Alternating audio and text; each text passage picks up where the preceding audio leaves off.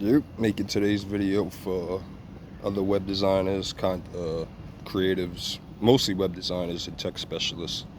Now, this week I winded up, sorry for looking away like that. So this week I was doing some prospecting in the Brooklyn, New York area, and I winded up coming across a client, or receiving a phone call from a client requesting help with setting up their Clover POS and Clover mini station for their restaurant about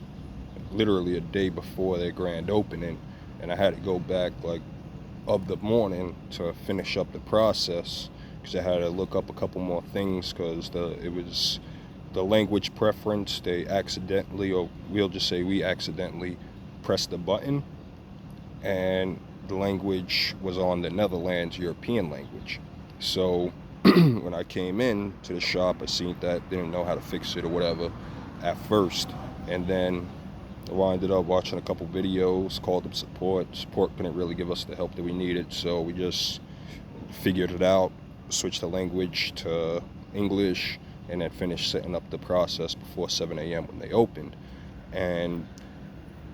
the thing that I want to share with you guys today is not that whole experience, but actually what I learned from it. And one of the things that I learned with the small businesses right now, if you are targeting small businesses and you're a B2B or a B to SMB service provider, and you do specialize in the web-related or technology or software services and support area, or you can provide that,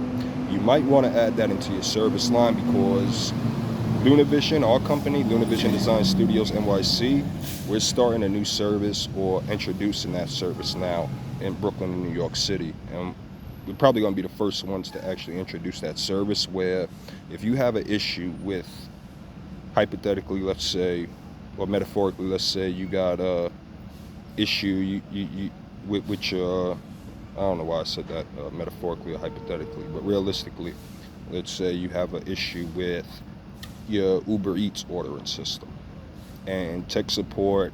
can't provide you with the necessary help because sometimes they don't really use the software enough to actually come in and really provide that tech support. Sometimes they do. So in any case, when they can't, or when the business owners don't have the time to sit down with them over the phone and do all that themselves, they can call on Lunarvisions Design Studios NYC, and we can come in, if we know the software and how to reprogram their products and their services or their devices, we will come in and we will help fix your problem.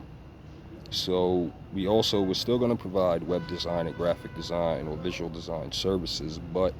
we're starting to realize there's a big opportunity and potentially a big market for providing tech support, live tech support, in-person tech support, not over the phone like everybody else does. But imagine Uber Eats. Imagine you see a bunch of delivery drivers with Lunarvision or your brand's jacket on, right? And you guys are servicing all these small businesses that need tech support, whether it be with their website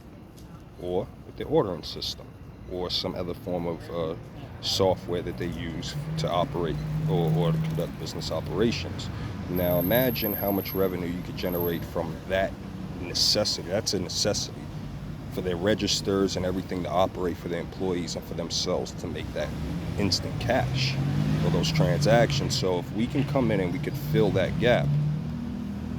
and we could,